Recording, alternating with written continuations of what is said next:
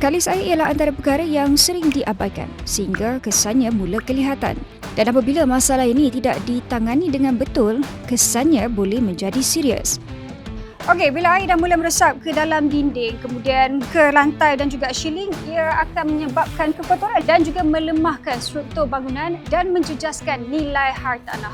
Sebagai penyedia Total Coating and Construction Solutions, Nippon Paint menawarkan sistem kalis air menyeluruh. Kenapa kalis air tak tahan lama? Mungkin apa sebab-sebab dia?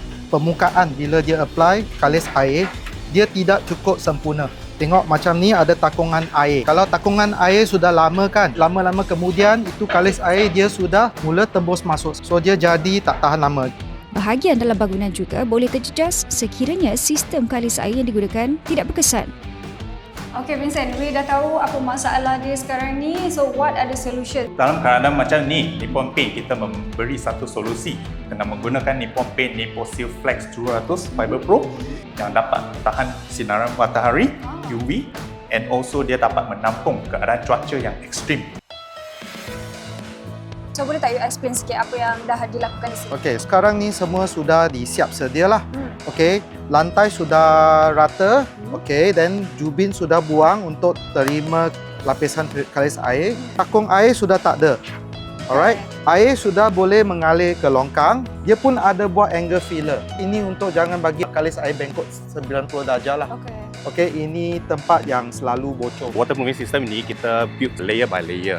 So meaning the first layer is the crucial one. Kita mesti gunakan lapisan primer. Because lapisan primer dapat mengukuhkan ikatan membran pada konkrit. Kita menggunakan high performance liquid elastomeric membrane iaitu Nippon Flex 200. Right, so membran ini dia diperkukuhkan dengan gentian komposit micro ataupun we call it microfiber lah. Dalam sistem ini juga kita further enhance the waterproofing system dengan menggunakan LMAT 225 iaitu fiberglass mesh sebagai lapisan pengukuh on the waterproofing system, meaning to say dia membrane waterproofing tu dia lebih tebal so that it can last longer.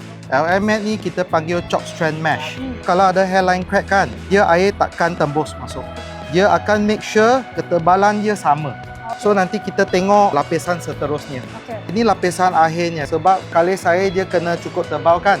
So boleh tahan lama.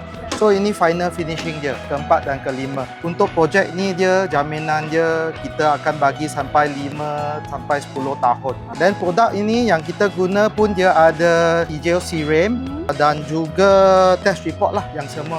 Dengan pakai sistem penuh Nippon pun kena ada doktor yang baik. So projek ini ada menggunakan kontraktor kalis air yang bertauliah yang disahkan oleh Nippon Paint. Kejayaan projek ini bergantung sepenuhnya kepada kontraktor sistem kalis air bertauliah yang diiktiraf Nippon Paint, Harry. So, firstly kita akan buat satu joint inspection between kita dengan Nippon Paint untuk memastikan masalah itu apa dan kita akan bagi satu solution lah, satu ubat lah. Betapa baik ubat itu, dia perlu dibelikan oleh doktor yang betul lah supaya rawatan itu tepat. Ini sebenarnya sama dengan waterproofing. So, betapa baik waterproofing itu, dia perlu diaplikasikan, dilaksanakan oleh kontraktor yang berpengalaman dan bertauliah untuk memastikan prosedur-prosedur Nippon Paint diikuti dan berfungsi baik. So, the end result is boleh memastikan kita berikan perlindungan kepada itu slab dan juga kebocoran tidak berulang lagi lah. So, sekarang kita buat test air.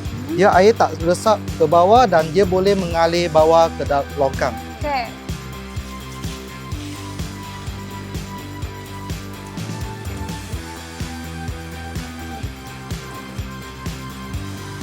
Ini yang saya cakap sistem kalis air yang sudah sempurna.